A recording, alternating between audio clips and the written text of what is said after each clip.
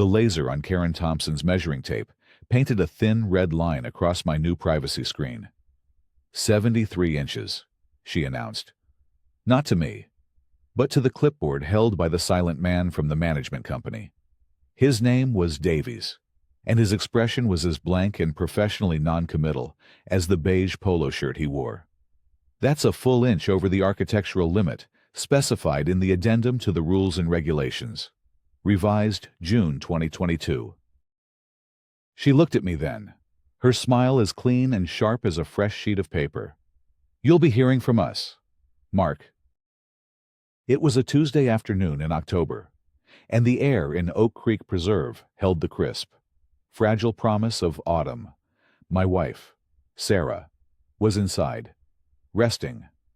Our 2 children were at school. This little slice of suburban quiet was supposed to be our sanctuary, the calm we had earned. But standing there on my own lawn, being audited by the president of our Homeowners Association with a laser measure, felt a long way from peaceful. The humiliation was the point. It was social, procedural, and utterly inescapable. Karen, it's a privacy screen, I said, forcing a neutrality into my voice that I did not feel. It's 1 inch. The governing documents don't make exceptions for 1 inch. Mark, she replied, her tone dripping with the condescending patience one might use on a toddler. Mr. Davies made a neat little checkmark on his form. Karen retracted the tape with a satisfying zip. Procedure is procedure. It maintains the harmony of the community. She gestured vaguely at the uniform beige houses, the ruler-straight hedges, and the perfectly aligned mailboxes that lined our cul-de-sac. This was her kingdom. And harmony was just another word for control. As they turned and walked away, their synchronized steps echoing on the pristine sidewalk, I watched the muscles in my own jaw tighten in the reflection of the window. I took a slow, deliberate breath, forcing my hands to uncurl from the fists they had become. This wasn't just about an inch. It was a declaration. We had moved to Oak Creek Preserve 8 months ago. For 20 years, I'd worked in logistics, a career defined by spreadsheets and shipping containers, saving every dollar I could. Sarah had been a senior director at a tech firm until the diagnosis came. The subsequent 2 years were a blur of hospitals, treatments, and whispered conversations in sterile corridors, when she finally entered remission. The word the doctors used was fragile. They recommended a low-stress environment, a place to heal. So we sold our cramped city condo and bought this house. It had a yard, a 2-car garage, and, most importantly, a swimming pool. It wasn't an ostentatious pool, just a simple rectangle of sparkling blue water. But to Sarah, it was a lifeline. The cool water soothed the lingering aches from her treatment, and the gentle exercise helped her regain her strength. It was her sanctuary. Our sanctuary. The first weekend after we moved in, I remember her floating on her back, eyes closed, a genuine smile on her face for the first time in years. This is it. Mark, she'd whispered, this is peace. I knew, of course, that peace in an HOA-governed community was conditional. At closing, the title agent had handed us a binder thick enough to stop a door. The Oak Creek Preserve covenants, conditions, and restrictions. She'd announced with a grimace, "Congratulations." That night, I'd flipped through it. The legalese was dense, a thicket of clauses about lawn height, paint colors, and holiday decorations. I noticed the previous owner had used a yellow highlighter on one particularly arcane section. Figure 8.4.2, Architectural Harmony and View Corridors. I'd skimmed it. Something about preserving scenic sightlines, and dismissed it as irrelevant. Our house backed up to a wooded common area, not a golf course or a lake. I also vaguely recalled an offhand comment from the title clerk as she shuffled through the plat maps. Lot 72, she'd mused. tapping a finger on the blueprint. Looks like you have one of the few lots without the scenic easement. Lucky you, at the time. Preoccupied with mortgage rates and moving trucks. The comment barely registered. The first few months were deceptively calm. We received the standard reminders. Trash bins must be stored out of sight by 6 p.m. on collection day. Front-facing landscape lighting must be no more than 40 watts. It was annoying, but manageable. We kept our heads down. We paid our dues. We focused on Sarah's recovery. But Karen Thompson was a constant. Low-level hum of anxiety in the background. You couldn't miss her. She patrolled the neighborhood every morning in her crisp white visor. A clipboard, her constant companion. She'd straighten a neighbor's welcome mat with the toe of her shoe or pause to stare at a patch of clover in a lawn.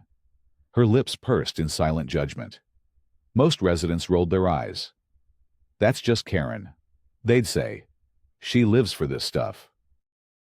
I tried to ignore her, but I often felt her gaze lingering on our property. The pool, in particular, seemed to draw her attention. She'd stand on the sidewalk, just beyond our property line, watching. It was unsettling. The privacy screen, a simple 6-foot wooden lattice we'd installed along the back fence, was my attempt to reclaim our little world. It gave Sarah the seclusion she needed to feel comfortable in her swimsuit, to read by the water without feeling watched. It was the final piece of our sanctuary. And now, Karen had declared it a violation. 3 days after the incident with the laser measure, the mail carrier handed me a slim, green and white envelope. Certified mail. My stomach tightened. Inside, on heavy, official-looking letterhead, was the formal notice of violation. October 3rd, 2023. Re-violation of architectural standards. Lot 72. Dear Mr. Mark Jensen, this letter serves as formal notification that your property at 124 Willow Creek Lane is in violation of the Oak Creek Preserve CC&Rs. Specifically, the recently installed fencing structure privacy screen exceeds the maximum height of 72 inches, as stipulated in the architectural standards. Addendum B. Our records indicate the structure measures 73 inches in height. Violation reference. CC&R 408.4.2. Architectural harmony and view corridors. You are required to remedy this violation within 30 days of the date of this notice by removing or modifying the structure to be in compliance. Failure to comply will result in the imposition of fines, starting at $100 per week. You have the right to request a hearing before the Board of Directors to dispute this violation. Such a request must be submitted in writing to the management company within 15 days. Sincerely, the Oak Creek Preserve Board of Directors. The letter was cold, impersonal, and absolute. There was no mention of 1 inch. There was no room for discussion. There was only the stark, bureaucratic language of compliance. I looked out the window at the screen, a simple wooden barrier that had given my wife a sliver of peace. The fight wasn't about the inch. It was about her need to breach our walls, to prove that no part of our life was truly ours. Sarah came into the kitchen, drawn by my silence. "What is it?" she asked, her voice still fragile. I held up the letter. She read it, her face paling. For 1 inch, she whispered, "Mark, just take it down. It's not worth the fight. I just want peace." I looked at her, at the exhaustion that still clung to her like a shadow, and then back at the letter. She was right. We had come here for peace. But I was beginning to understand that, in Oak Creek Preserve, peace wasn't something you were given. It was something you had to defend. The first formal violation notice was not an opening negotiation. It was the first shot in a war I didn't want. but knew I couldn't afford to lose. My strategy was simple appeal to reason. These were our neighbors. After all, surely a calm, polite conversation could resolve a dispute over a single inch of wood. The next monthly board of directors meeting was a week later, held in the sterile, beige community clubhouse that smelled faintly of cleaning solution and stale coffee. I arrived early, clutching a folder with a copy of my violation notice and a photo of the privacy screen. The 5 board members sat at a long folding table at the front of the room. Karen was in the center, of course, presiding as president. To her right sat Eleanor Vance, an older woman with kind eyes who had lived in the community since it was built. She was the board's treasurer and its quiet moral compass. The other 3 members were nondescript men who nodded whenever Karen spoke. Mr. Davies, from the management company, sat at the end of the table, his laptop open, taking minutes. The meeting droned on with budget reports and landscaping bids. Finally, Karen announced, "We will now open the floor for the homeowner forum. Please remember to state your name and address for the record. Each speaker is limited to 3 minutes." I was the first to the lectern. "Good evening. My name is Mark Jensen, 124 Willow Creek Lane." I took a breath. "I'm here tonight to discuss a violation notice I received regarding a new privacy screen. There seems to be a small discrepancy of about 1 inch in the height, and I was hoping we could find a simple, neighborly resolution." I smiled, trying to project reasonableness. Karen did not smile back. She adjusted her glasses and looked down at a sheet of paper in front of her. "Mr. Jensen," she said, her voice amplified slightly by the small microphone. "As you know, the board must follow procedure uniformly. Your personal circumstances, while unfortunate, cannot be a factor in enforcing the community's governing documents." The phrase "while unfortunate" landed like a tiny, poisoned dart. "I understand that," I replied, keeping my tone even. "I'm just suggesting that a 1-inch variance is hardly a threat to the community's architectural harmony. I'm happy to discuss a compromise." Karen held up a hand, a gesture that was both polite and absolute. "This is not the proper venue for debating individual violations. Mark, the process is clearly outlined in the letter you received. Your option is to remedy the violation or submit a written request for a formal hearing with the Architectural Review Committee. The open forum is for general community concerns." She looked past me to the small audience of residents. "Next speaker." I stood at the lectern, stunned. I was being shut down, publicly, with the cold, unassailable logic of bureaucracy. I glanced at Eleanor, who gave me a small, apologetic shrug, her eyes conveying a discomfort she wouldn't voice. The other board members stared blankly ahead. Defeated, I returned to my seat. The message was clear: there would be no conversation, no compromise. There was only the process, and the process was Karen's weapon. The next morning, I mailed a formal, written request for a hearing via certified mail. 2 weeks passed in silence. Then, a new letter arrived. It wasn't a notice of hearing. It was a notice of fine. October 25, 2023. Unremedied violation and new violation, Lot 72. Dear Mr. Mark Jensen, this letter serves as notification that the violation cited on October 3, 2023 remains unremedied. A fine of $100 has been assessed to your account. This fine will continue to accrue on a weekly basis until the structure is brought into compliance. Furthermore, a recent inspection has identified a new violation. The mailbox at your property appears to be painted weathered bronze, color ref HDC AC20, per the approved color palette for Oak Creek Preserve. All mailboxes must be Heritage Bronze, color ref, SH 545. This constitutes a violation of CC&R 7.8 Uniform Aesthetics. A fine of $50 has been assessed for this violation. Please repaint the mailbox with the approved color within 15 days to avoid further fines. I stared at the letter, my hands shaking slightly. I had painted that mailbox myself when we moved in. I had taken the HOA's approved color swatch to the hardware store. If there was a difference between weathered bronze and heritage bronze, it was visible only to a hawk, or to Karen Thompson.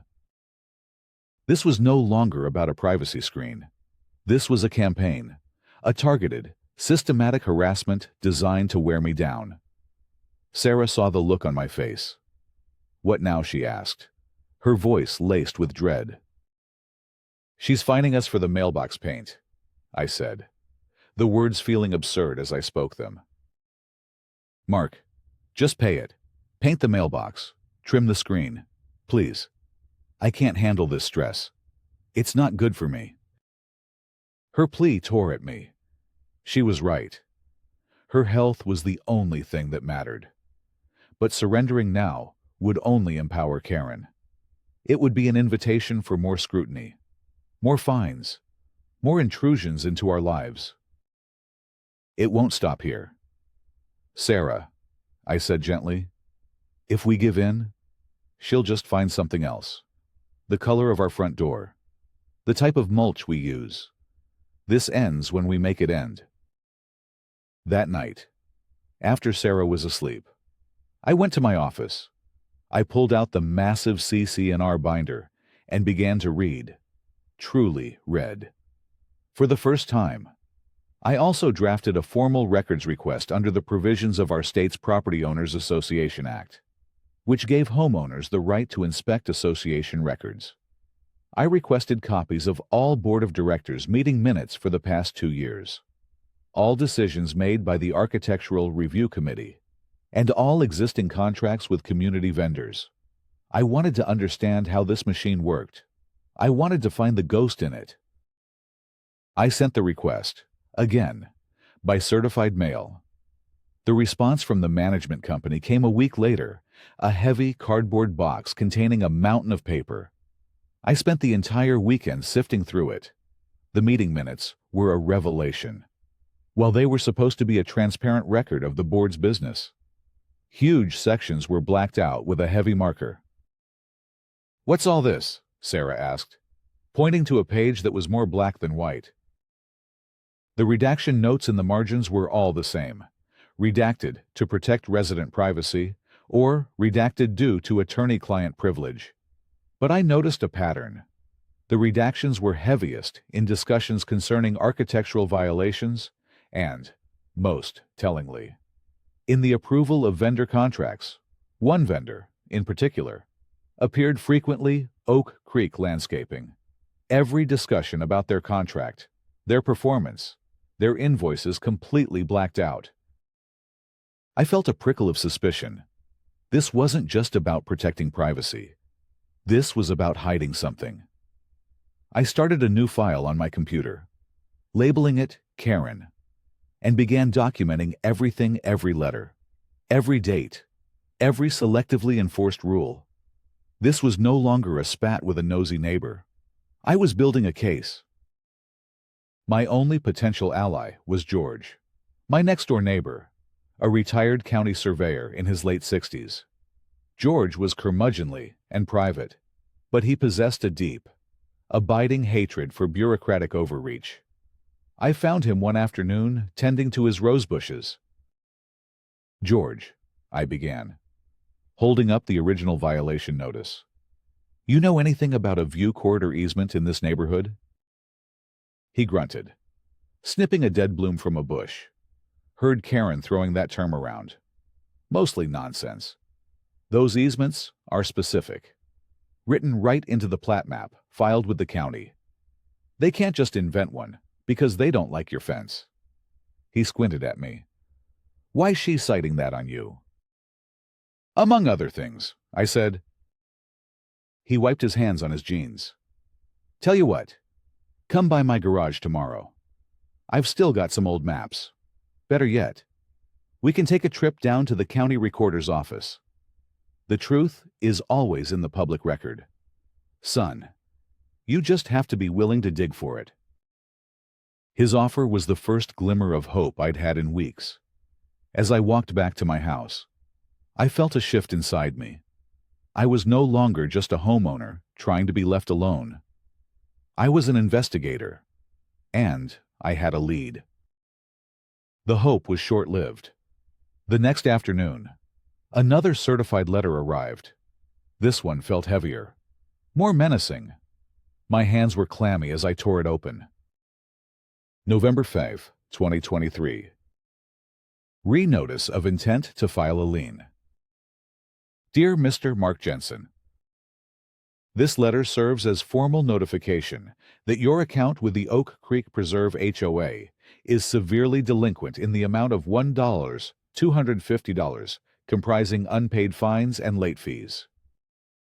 Your failure to remedy the outstanding violations and pay the associated fines constitutes a breach of the covenants to which you agreed upon purchasing your property, per CC&R, for AR of 11.2 and state law. The association has the right to place a lien on your property to secure payment of this debt. If the full delinquent amount is not paid within 30 days of the date of this notice, the association will proceed with filing a lien against your property at 124 Willow Creek Lane with the county recorder's office. A lien may negatively impact your credit and prevent you from selling or refinancing your home. The words blurred. Lien. It was the HOA's nuclear option. A legal claim against our home, the home we had bought to be a place of healing and safety. The fines were no longer just nuisance fees. They were a weapon threatening the biggest investment of our lives. Karen was no longer just a bully. She was an existential threat. This was the midpoint of our war, and the stakes had just been raised impossibly high. The trip to the county recorder's office felt like a clandestine mission. The building was a drab monolith of 1970s concrete, and the records room in the basement smelled of dust and decaying paper. George navigated the labyrinthine archives like a seasoned explorer, his gruff demeanor softening with a craftsman's focus. "Here we are," he muttered, pulling a massive cloth-bound book from a shelf. Oak Creek Preserve, Plat Maps, 1998. He unfurled a large, crackling blueprint across a table. It was a spiderweb of property lines, lot numbers, and topographical squiggles. George's finger, gnarled but steady, traced the lines of our street, Willow Creek Lane, Lot 70-71, and here, Lot 72. He tapped the small rectangle that represented our home. Then, he pointed to a series of dotted lines that cut across several other lots on our block. A key in the corner of the map labeled these lines, Scenic View, Corridor Easement. "Look close," George said, his voice low with discovery. I leaned in. The dotted lines. The legal boundary of the easement Karen was using as the basis for her entire campaign. Conspicuously skipped our property. A solid, unbroken line marked the boundary of our lot, next to the lot number, in tiny, elegant script, were the words exempt from SVCE per variance filed 3/1298. It was exactly what the title clerk had tried to tell me. The previous owner had negotiated an exemption before the house was even built. The view corridor easement, the entire legal foundation of Karen's crusade against our privacy screen, did not, and had never, applied to our property. "I'll be damned," George breathed. "She's been fining you based on a rule that doesn't exist for your lot. This isn't just selective enforcement. This is fraud."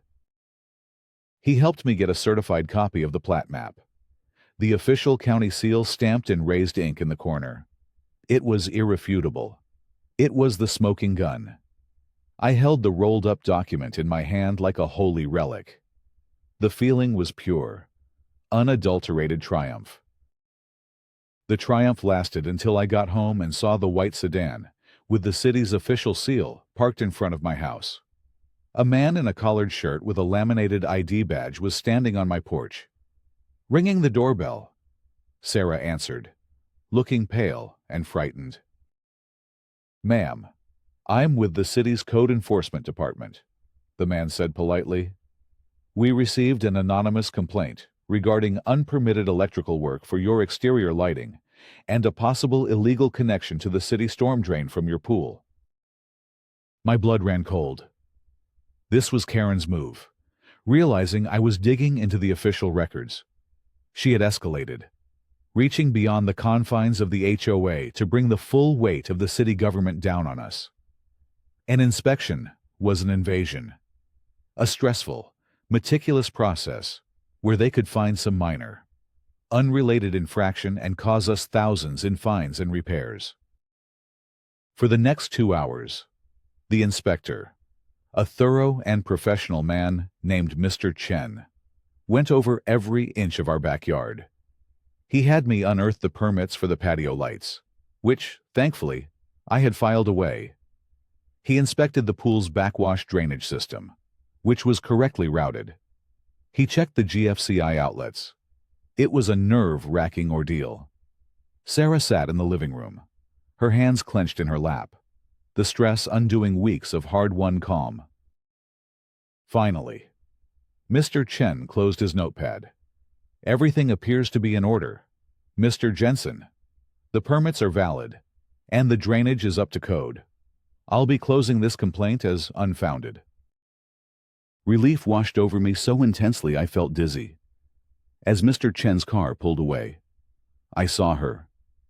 Karen was standing across the street, partially hidden by an oak tree, watching. When she saw me looking, she didn't scurry away. She just stood there. But for a fleeting moment, as the inspector's car disappeared around the corner, her shoulders slumped.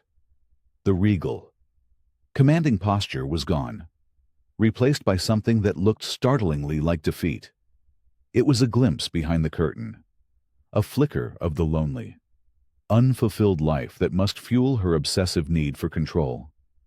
The moment passed. Her back straightened, and she turned and walked away. But I had seen it. The city inspection was a failure for her, but it was a deep wound for us. It had brought the fight directly into our sanctuary, terrorizing Sarah and reminding me that Karen's vindictiveness had no bounds. That evening, Sarah sat by the pool, wrapped in a blanket despite the mild air. "I hate this, Mark," she said, her voice trembling. "I hate feeling like a prisoner in my own home. I hate what she's doing to us." "I know," I said, sitting beside her. I held up the tube containing the certified plat map. "But this is how we end it. Not by giving in, by proving she's wrong, completely and publicly." A few days later, George stopped me as I was getting the mail. He looked troubled. "Mark," he started, lowering his voice, "I need to tell you something. That plat map, it shows everything, all the property lines, to the inch." He hesitated. 20 years ago, when I put up my fence, I was off by a bit on the north side. It's about 6 inches over my property line. Technically, it's encroaching on the common area. I stared at him. "Does Karen know?" George nodded grimly. "She found out a few years ago. Never filed a formal violation. She just holds it. Lets me know she knows. It's why I've kept my head down. If you present that full map at the annual meeting, you'll be exposing me. She'll come after me with everything she has." The weight of his confession settled on me. The very document that could save my family could potentially ruin my only ally. It was a secondary moral dilemma I hadn't anticipated. To win my war, I might have to sacrifice one of my own soldiers. My victory could come at the cost of his peace. The notice for the annual homeowners meeting arrived the next day. It was the big one, the only meeting of the year all homeowners were encouraged to attend. It was where the budget was ratified and new board members were elected. It was also the biggest stage in our small suburban world. A section of the agenda was titled Homeowner Open Forum 5-minute speaking limit per household. 5 minutes. That's all I would get. 5 minutes to dismantle Karen's entire regime. I looked at the plat map, then thought of George's fence, and then of Sarah's tired face. The path forward was clear, but it was fraught with risk. I had to thread a needle, expose Karen, save my home, and protect my friend. The countdown to the annual meeting had begun. The night of the annual meeting. The community clubhouse was packed. More than 100 residents filled the folding chairs. A mix of curiosity, frustration, and apathy on their faces. A large projector screen hung behind the board's table, displaying the meeting agenda. In the bottom right corner, a digital clock glowed with red numbers. Sarah sat beside me, her hand gripping mine. "You can do this," she whispered. George was a few rows back, giving me a stoic, almost imperceptible nod. Eleanor, at the board table, offered a brief, encouraging smile when she thought Karen wasn't looking. Karen, seated in the center, was in her element. She wielded the gavel with practiced authority, her voice crisp and commanding as she moved through the preliminary business. When she finally announced the Homeowner Open Forum, a hush fell over the room. "Our first speaker is Mark Jensen, from Lot 72, she said, a thin, anticipatory smile playing on her lips. She likely expected me to make an emotional, rambling plea that she could easily dismiss. As I walked to the lectern, I handed Mr. Davies a USB drive. "I have a short presentation," I said calmly. He plugged it in, and the agenda on the screen was replaced by my first slide. The big red clock in the corner of the screen was reset. 5:00. "Good evening," I began, my voice steady. "My name is Mark Jensen. For the past 6 weeks, my family has been the target of a campaign of escalating fines and threats from this board, centered on the claim that a privacy screen in my backyard violates CC&R Section 8.4.2 concerning a view corridor easement." The clock ticked to 4:45. I clicked to the next slide, a collage of the violation notices I had received the screen. The mailbox. Even a frivolous warning about excessive leaf accumulation on my driveway. "It began with the screen," I continued, but quickly expanded to include the shade of my mailbox paint and other trivial matters. To date, I have been assessed over $1,000 in fines, and the board has sent a notice of intent to file a lien against my home. A murmur went through the crowd. The lien threat was a serious escalation that many of them were likely unaware of. The clock showed 3:50. This enforcement has been presented as procedural and uniform. However, it is not. Click. The next slide showed a series of photographs I had taken over the past week. A photo of my non-compliant privacy screen appeared next to photos of 3 other identical screens in the neighborhood. A photo of my mailbox next to 4 others of the exact same wrong color. "These properties," I said, my voice ringing with clarity, "have never received a violation notice. This is not uniform enforcement. This is selective enforcement. This is harassment." The murmurs grew louder. People were turning to look at Karen, whose smile had vanished, replaced by a rigid mask of fury. The clock hit 2:30. Which begs the question, why? Why my family? I submitted a public records request for the board minutes to understand the board's decisions. What I received was heavily redacted. Click. A slide showed a page of the minutes, covered in black bars. but I was able to obtain an unredacted copy. Gasps rippled through the room. Eleanor stared straight ahead, her expression unreadable. I knew I was exposing her as my source, but she had told me beforehand. The truth is more important than my comfort. These minutes show that, on September 15th, Board President Thompson personally pushed for a new, no-bid contract for community-wide privacy screen remediation. The vendor chosen was Oak Creek Landscaping. Click. The next slide showed the unredacted minutes next to a screenshot of the state's business registration database. A simple search reveals that Oak Creek Landscaping is owned by Mr. Robert Paulson. A further search reveals Mr. Paulson is Karen Thompson's brother-in-law. The room erupted. Shouts of what and conflict of interest echoed off the beige walls. Karen banged the gavel. This is out of order. This is a personal attack. But no one was listening to her. The clock showed 1-0. I had to land the final blow. This is not a personal attack, I said, my voice cutting through the noise. This is a matter of fact. But the financial conflict of interest is not even the most egregious part of this story. I took a deep breath. This was the moment where I had to protect George. The entire basis for these violations, the legal justification for the fines, and the threat to my home is the view corridor easement. The board has repeatedly asserted that my property is subject to this rule. Click. The final image filled the screen. It was the certified copy of the county plat map. But I had prepared it carefully, using the presentation software. I had digitally magnified and highlighted only one small section of the vast blueprint. The image on the screen showed only the lines and text directly pertaining to my property. Lot 72, George's property. Lot 73 was completely cropped out of the frame.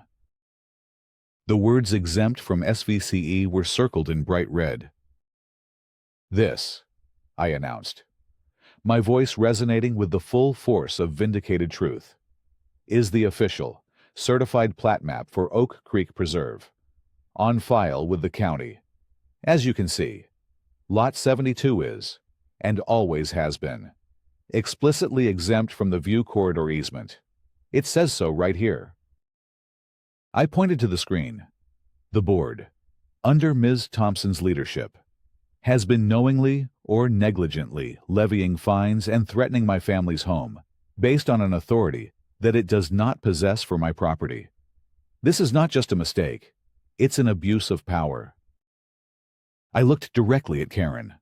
Her face was ashen. She was utterly exposed. Her web of lies, procedures, and personal vendettas torn apart by 5 minutes of simple, documented truth. The digital clock on the screen ticked down. 0030020001. It beeped. My time is up, I said quietly. Thank you. I walked back to my seat. The room was in stunned, absolute silence. The silence in the clubhouse was heavy, a vacuum left by the force of the revelations. Every eye was on the board of directors' table, on Karen, who sat frozen, her face a pale mask of shock. The certified plat map remained on the projector screen, a monument to her deceit. Then, a voice cut through the stillness. It was Eleanor Vance. She stood up, her hands resting on the table to steady them, but her voice was strong and clear. "Mr. Chairman," she said, pointedly, not looking at Karen, the vice president, a man who had been a silent Karen loyalist, blinked as if waking from a dream. "I believe what we've just seen is deeply disturbing and warrants immediate action. The evidence presented suggests, at best, gross mismanagement and, at worst, a malicious and financially motivated abuse of power." Eleanor took a deep breath. "Therefore, I move to immediately freeze all pending enforcement actions and void all outstanding fines against Lot 72 pending a full investigation. Furthermore, I move to commission a third-party, independent forensic audit of all vendor contracts, financial records, and enforcement actions taken by this board and its management company for the past 3 years. Second, a voice called out from the audience. Karen finally found her voice. A strangled, furious whisper. This is an ambush.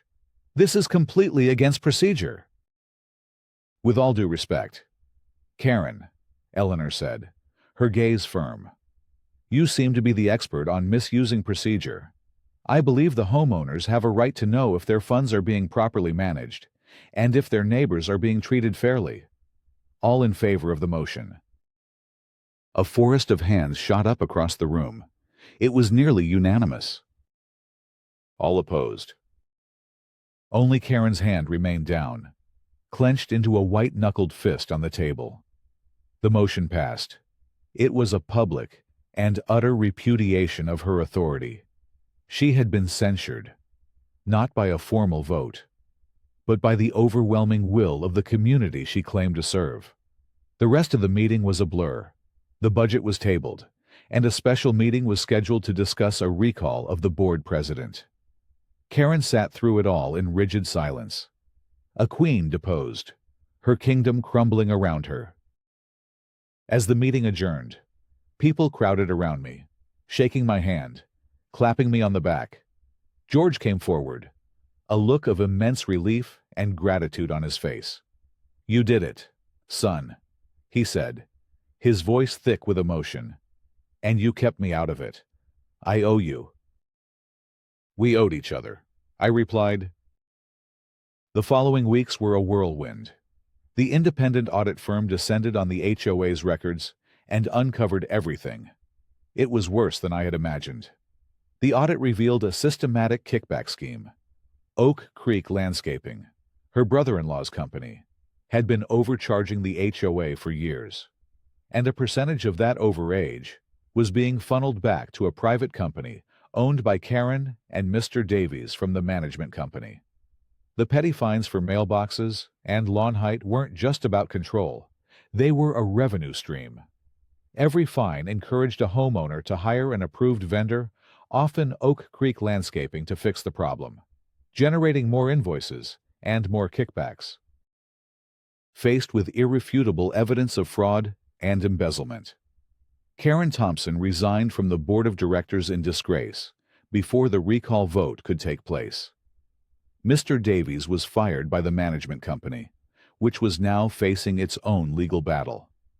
The old board was dissolved, and, at a special election, a new one was voted in. Eleanor Vance was elected the new board president by a landslide.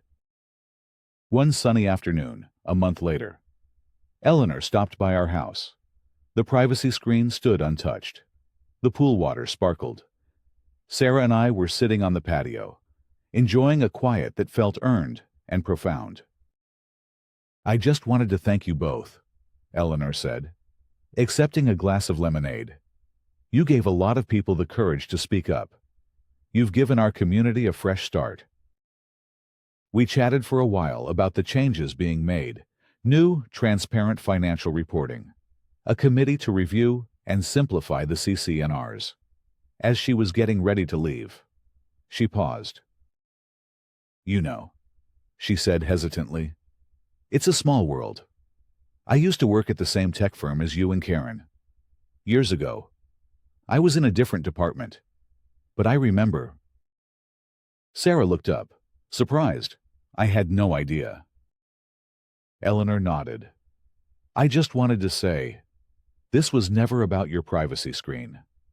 Was it Karen never got over you getting that senior director promotion back in 2015, Sarah? She was the other finalist for the position. She felt it was hers. She quit a month after you were promoted. The final piece clicked into place. My jaw tightened, not with anger, but with a sudden, startling understanding. It was never about the view corridor. It was never about the mailbox paint or the HOA's power. It was about a 15-year-old professional grudge. Our peace, our sanctuary, had been held hostage by a slight that had festered in Karen's heart for more than a decade. The entire, agonizing ordeal was the final, desperate act of a woman who had lost a promotion and decided to burn down the winner's world. Eleanor left, and Sarah and I sat in silence for a long moment, the weight of that final revelation settling over us, the personal root of the conflict, so much deeper and pettier than I could have ever imagined, made the victory feel not just complete, but righteous. Sarah finally broke the silence. She looked at the pool, at the sunlight dancing on the water, and a genuine, peaceful smile spread across her face. "Well," she said, her voice clear and strong, "I'd say I definitely got the better end of that deal." I smiled back, slipping my hand into hers. The war was over. The quiet was real. Our sanctuary, once besieged, was finally, truly, our own.